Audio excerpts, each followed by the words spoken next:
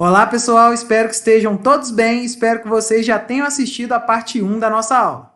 Vamos à parte 2. Ok, falando do rotor agora, né? Estou apresentando aqui novamente aquele mesmo desenho e agora um rotor aqui. Antigo, já trabalhado, um pouco enferrujado aqui, mas mostrando aqui o rotor sem, tá, os condutores aqui dentro. Tá? E aí, para este rotor aí, a gente tem dois tipos, tá? A gente pode ter o rotor de ranhuras fechadas, então seria um rotor na qual a gente não vê os condutores passando de um lado para o outro. Perceba, essa parte aqui, ó, externa, seriam os condutores de rotor.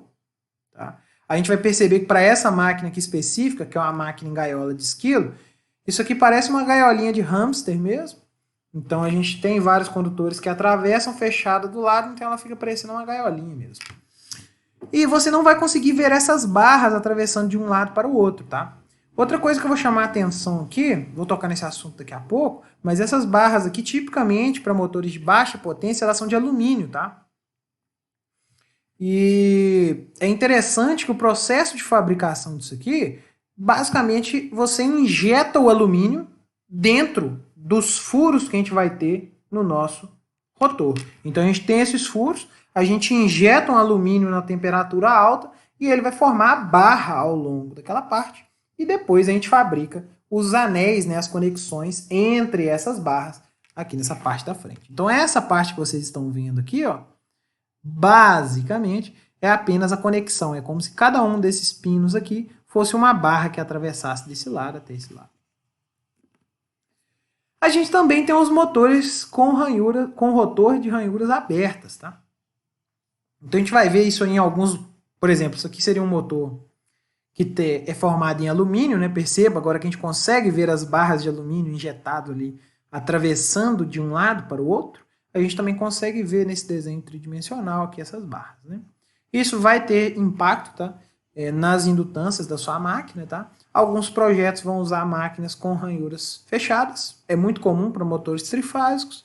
Alguns projetos, por exemplo, motores monofásicos, motores de ventilador, é muito comum a gente ver motores com ranhuras abertas, tá? Aqui a gente também tem um outro tipo de rotor, vou discutir ele também, que seria o rotor bobinado. Então ele é um pouco diferente da concepção em gaiola de esquilo, e aí ele vai utilizar enrolamentos aqui de cobre, tá? Para fazer essa conexão. Mas perceba que a gente consegue ver as ranhuras da nossa máquina. Motores com esse tipo de rotor, a gente chama de rotor bobinado, né? Tipicamente vão usar ranhuras abertas, porque eu tenho que encaixar os condutores de cobre ali dentro do nosso rotor e fazer essa bobina desse rotor. Ok, discutindo agora especificamente os tipos de rotores, já adiantei alguma coisa, né? Então esse é um tipo de rotor, seria um motor de indução com rotor em gaiola de esquilo. O nome gaiola de esquilo, como eu disse, a própria geometria do rotor explica isso pra gente, né? Nós temos várias barras, tá? E essas barras, elas vão ser conectadas entre si aqui, curto-circuitadas, tá? Nos terminais. Então é como se fosse uma gaiola, tá? Curto-circuitada aqui nos dois terminais. Não tem alimentação nenhuma no rotor, tá? A gente simplesmente fica com aquela gaiola ali flutuando dentro da máquina. E a gente vai perceber que é muito interessante esse tipo de rotor porque ele é muito simples, tá? É um rotor de fabricação muito simples. A gente não tem acesso nenhum no rotor, então vai ser uma máquina muito robusta. E por esse motivo, diversas aplicações industriais olham para essa máquina. É um motor muito popular, muito utilizado, o motor de indução. Tá? Aqui a gente tem um exemplo, novamente, ranhuras abertas, a gente consegue ver, né, esses condutores de alumínio que estão passando aqui de um lado para o outro. Tá? Já o motor de indução com rotor bobinado, tá? A estrutura é um pouco diferente, tá? A gente constrói 3 bobinas, tá? Trifásico, e os terminais dessas bobinas, tipicamente essas bobinas são conectadas em estrela, ok? E os terminais da estrela, né? Eles são disponibilizados aqui na saída pra gente por meio desses anéis coletores, tá? Então nós temos esse anel de cobre, tá? Quando o rotor da máquina gira, esse anel gira. E para fazer um contato elétrico, eu vou ter uma escova de carvão encostada nesse anel coletor. de forma que eu tenho contato elétrico, apesar do rotor estar girando. Então, olha que interessante, né? Essas escovas fazem um contato elétrico. A gente usa a escova de grafite, no caso, né, ou carvão, visto que o grafite ele é um material muito macio, tá?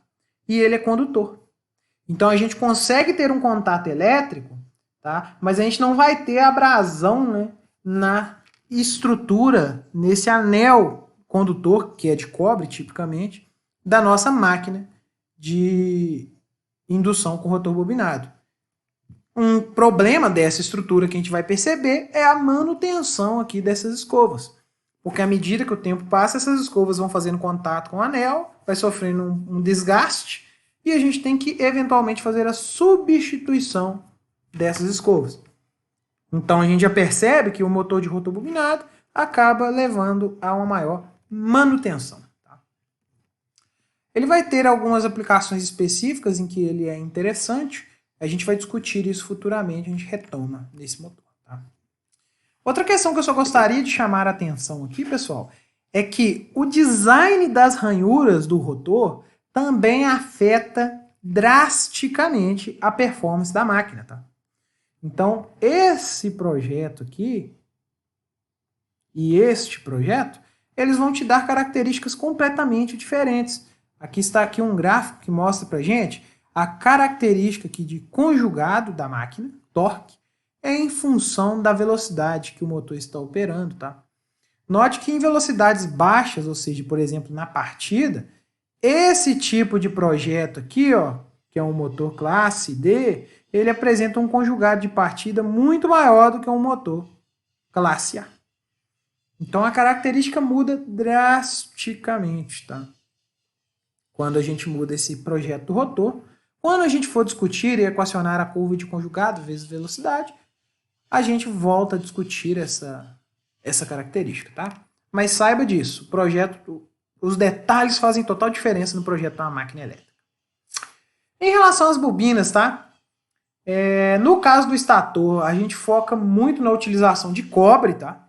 Então são feitos aqui, todo o enrolamento é tipicamente feito com cobre, tá? Nas máquinas elétricas.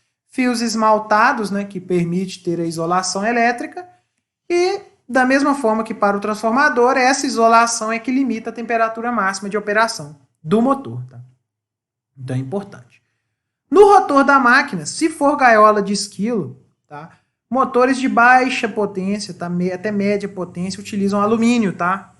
Então é muito comum nós termos esses motores aqui com o rotor aqui todo constituído em alumínio, tá?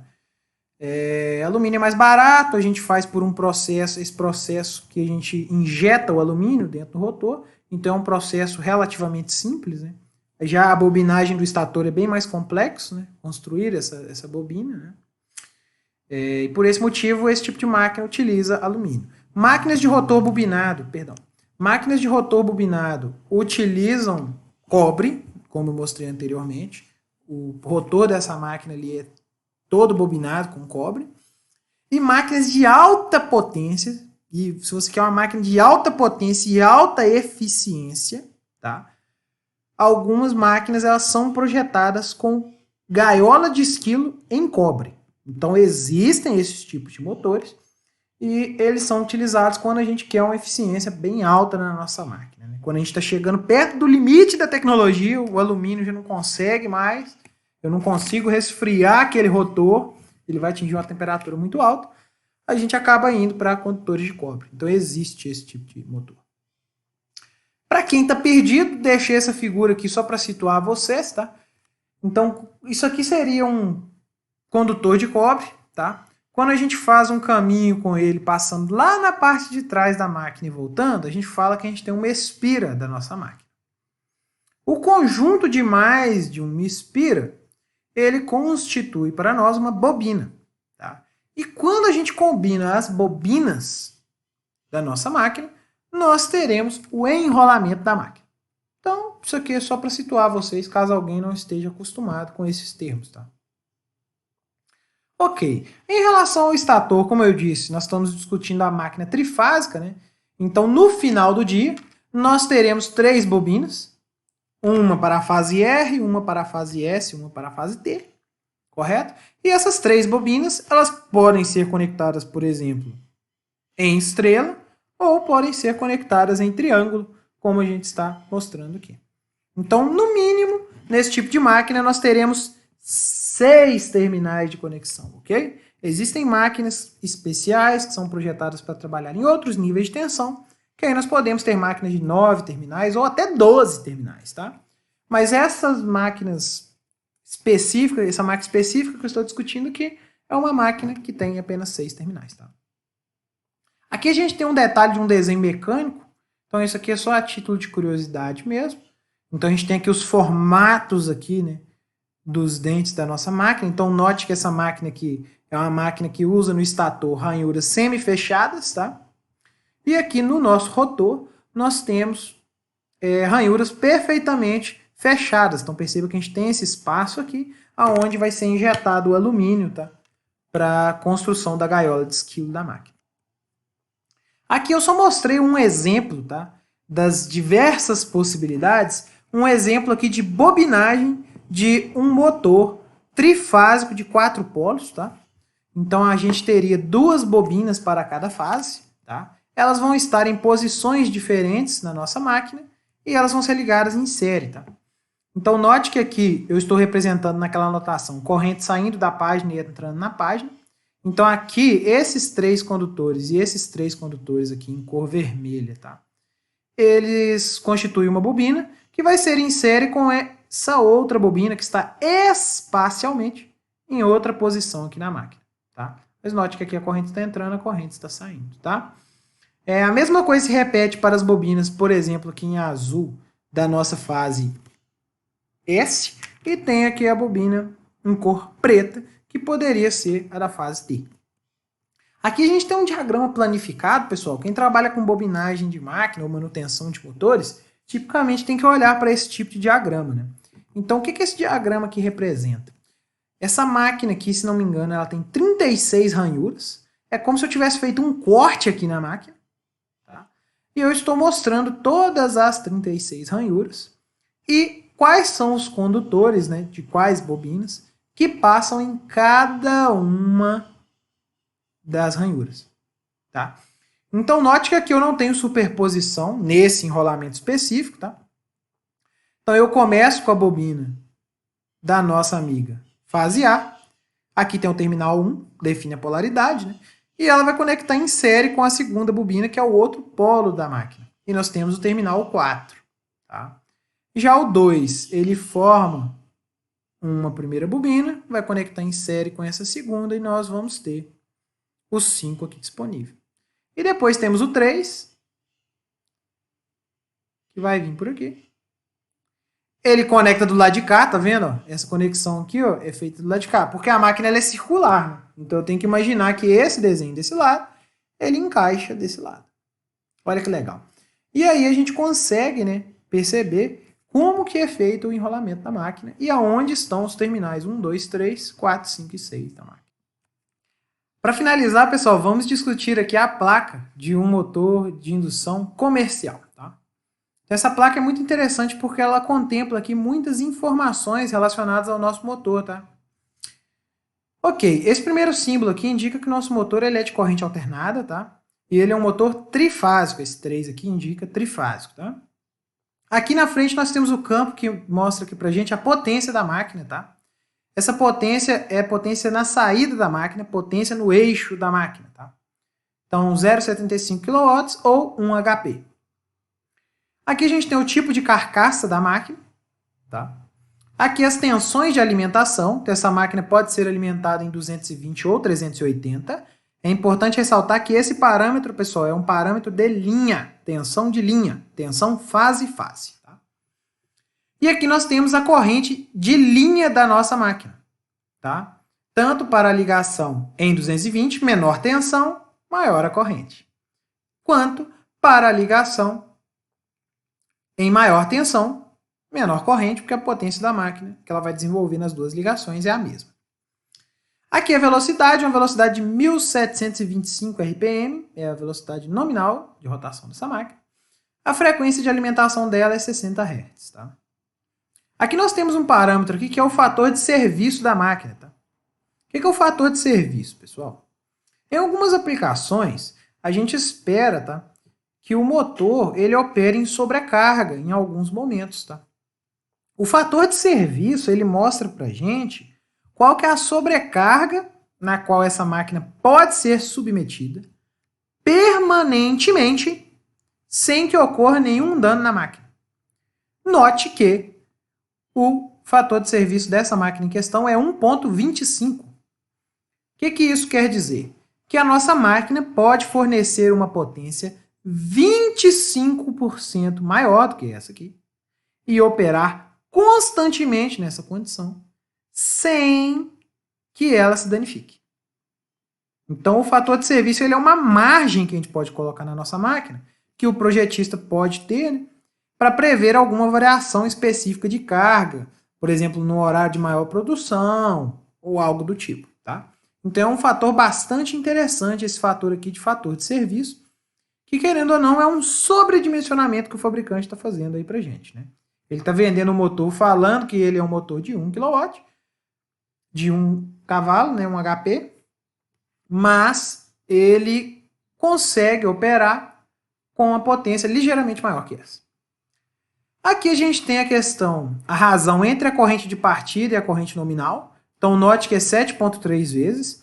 Isso quer dizer, pessoal, que se a gente tem um motor, tá?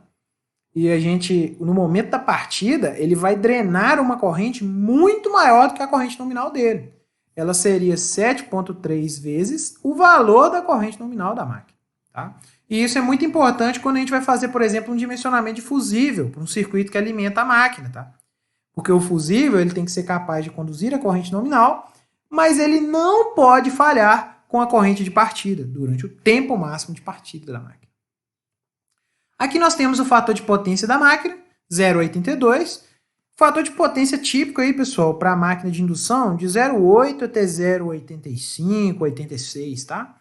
E é indutivo. Ó. Máquina elétrica, circuito magnético, ela tende a ter fator de potência atrasado, tá? Aqui nós temos o rendimento, a eficiência da máquina, é 83%, tá? Isso quer dizer que de toda a potência que entra na sua máquina, tá? 83% dessa energia que entra vai ser transformada em trabalho ali no eixo, tá? É uma eficiência menor comparada com o transformador, tá? Isso é devido a duas razões. Primeiro, a máquina tem um entreferro, isso aumenta a corrente de magnetização, prejudica a eficiência da máquina. Outro ponto é que a máquina ela é uma estrutura mecânica, tá? Então a gente tem perdas adicionais, as perdas por esterese, corrente de Foucault e as perdas no cobre, tá? E isso acaba reduzindo um pouco a eficiência. Mas você consegue construir máquinas elétricas aí com eficiência até 90%, até maior que 90%, tá? É perfeitamente possível fazer esse projeto, tá? Aqui a gente tem uma questão de temperatura, tá? Essa questão de temperatura a gente tem que preocupar muito com a característica do isolamento da máquina, né? Então isso quer dizer que essa máquina consegue operar aqui temperatura ambiente ali até 40 graus ali, ó, recomendado, tá? E um aquecimento aí até 80 graus ou 80 Kelvin, né? A gente tem que lembrar que para variação de temperatura, Kelvin e grau Celsius é a mesma coisa. Se você precisar de uma máquina para trabalhar em temperatura mais alta, a classe de isolação dela com certeza vai mudar. Tá? Muito interessante, né? Aqui a gente tem também o grau de proteção, né? Que seria IP55 aqui. Então está relacionado à proteção tanto de poeira quanto de líquidos. Tá? Altitude aqui de operação da nossa máquina. Tá? Regime de operação. Tá? Esse regime S1 é um regime contínuo. Tá? Então a máquina pode operar continuamente com aquela condição de operação nominal, não tem problema nenhum, ela foi projetada para isso. Tá? Alguma especificação aqui do rolamento da máquina, tá? E da graxa utilizada aí para lubrificação. Então isso aqui é uma especificação mecânica aí da lubrificação e do tipo de rolamento da máquina. Tá? Alguns certificados de qualidade aqui embaixo da máquina, né? E aqui nós temos o diagrama de ligação, né? Para uma ligação em 220, vai ser uma ligação em triângulo, né? Esse U, V e W a gente pode pensar como sendo, né, o 1, 2 e 3 da máquina, tá? E aí depois nós teríamos o 4, o 5 e o 6, tá? Então nós temos essa ligação aqui, Se a gente perceber, vai ser a ligação em triângulo da máquina e essa aqui vai ser a nossa ligação em estrela. Neste ponto, pessoal, gostaria de agradecer a atenção de vocês e até o nosso próximo vídeo.